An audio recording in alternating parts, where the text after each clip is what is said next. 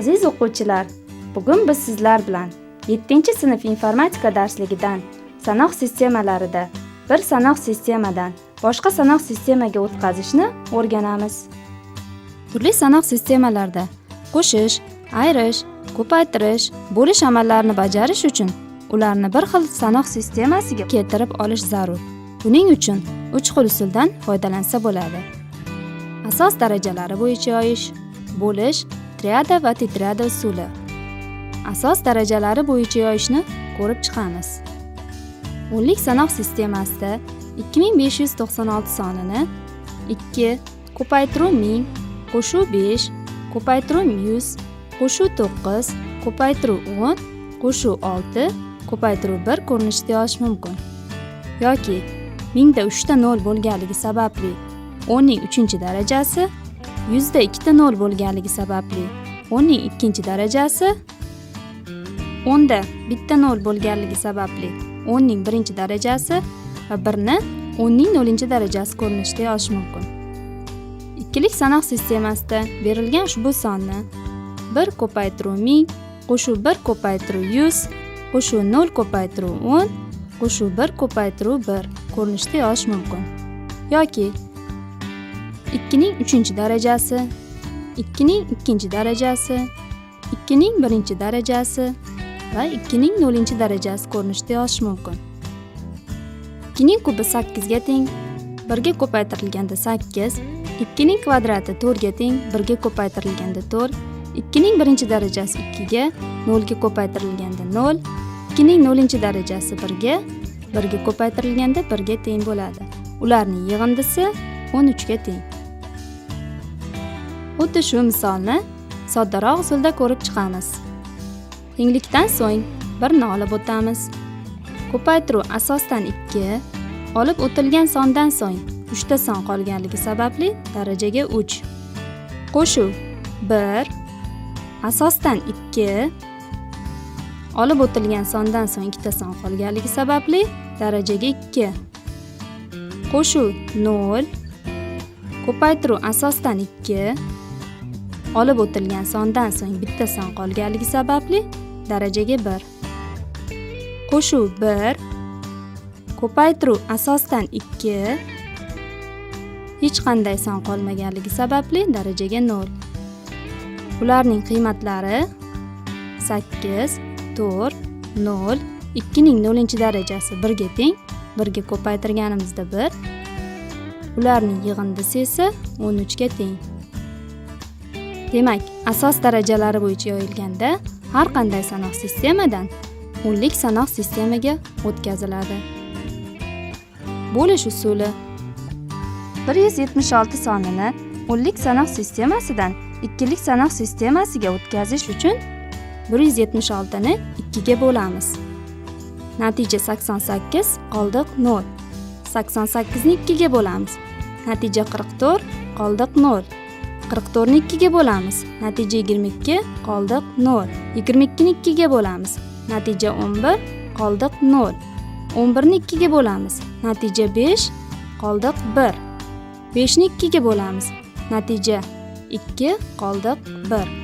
2 ni 2 ga bo'lamiz. Natija 1, qoldiq 0. 1 ni 2 ga bo'lib bo'lmaydi, shuning uchun ishni to'xtatamiz. Bu yerda qoldiqlar katta ahamiyatga ega. Ularni o'ngdan chapga tomon yozib chiqamiz. Sonlar o'nlik sanoq sistemasidan ikkilik sanoq sistemasiga shu tarzda o'tkaziladi.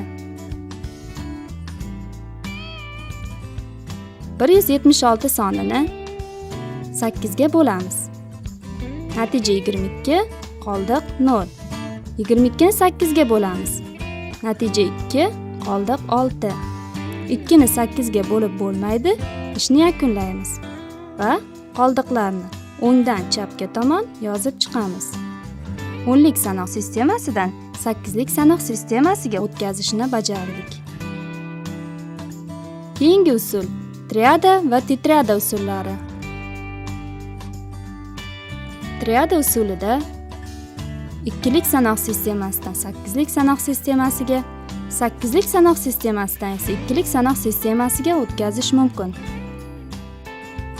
Tetrada usulida ikkilik sanoq sistemasidan 16lik sanoq sistemasiga, 16lik sanoq sistemasidan esa ikkilik sanoq sistemasiga o'tkazish mumkin.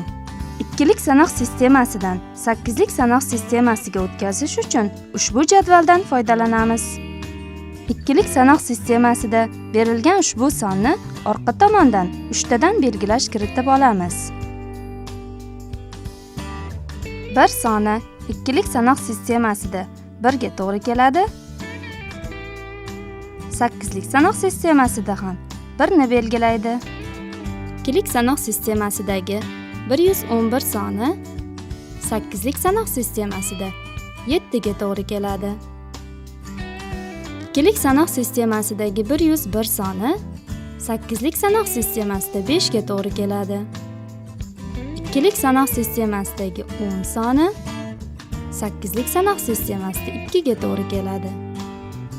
Demak, natija 2571 8lik sanoq sistemasiga o'tkazildi. 8lik sanoq sistemasidan 2lik sanoq sistemasiga o'tkazish uchun ham jadvaldan foydalansak bo'ladi. 3064 sonini 8lik sanoq sistemasidan 2lik sanoq sistemasiga o'tkazish uchun 3 tadan belgilashlar kiritib olamiz. 8lik sanoq sistemasidagi 3 ikkilik sanoq sistemasida 11 ga to'g'ri kelganligi sababli 11 ni yozamiz. 0 bilan to'ldirib olamiz. 8lik sanoq sistemasidagi 0 ikkilik sanoq sistemasida ham 0 ni ifodalaydi. 3 tadan belgilash kiritganimiz uchun ham 2 ta 0 bilan to'ldirib olamiz. 8lik sanoq sistemasidagi 6 soni ikkilik sanoq sistemasida 110 ni ifodalaydi. 8lik sanoq sistemasidagi 4 soni esa ikkilik sanoq sistemasida 100 ni ifodalaydi. 8lik sanoq sistemasidan ikkilik sanoq sistemasiga o'tkazdik. 16lik sanoq sistemasini takrorlab olamiz. 16lik sanoq sistemasida 0 dan 9 gacha 10 ta raqam A 10, B 11, C 12, D 13, E 14, F 15.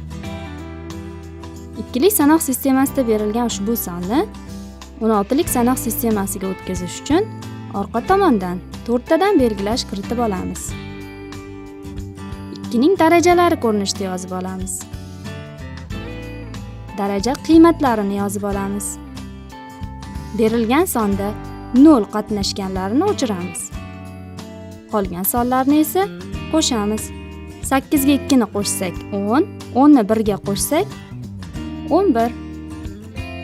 11 16lik sanoq sistemada B ga to'g'ri kelganligi sababli bu sonimiz B bilan belgilaymiz.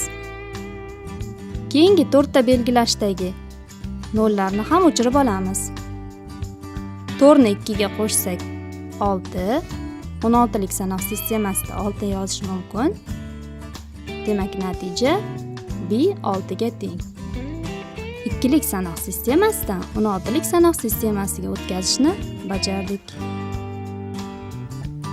Mana aziz o'quvchilar, bugun biz sizlar bilan sanoq sistemalarida bir sanoq sistemadan boshqa sanoq sistemaga o'tkazishning bir necha usullarini o'rgandik.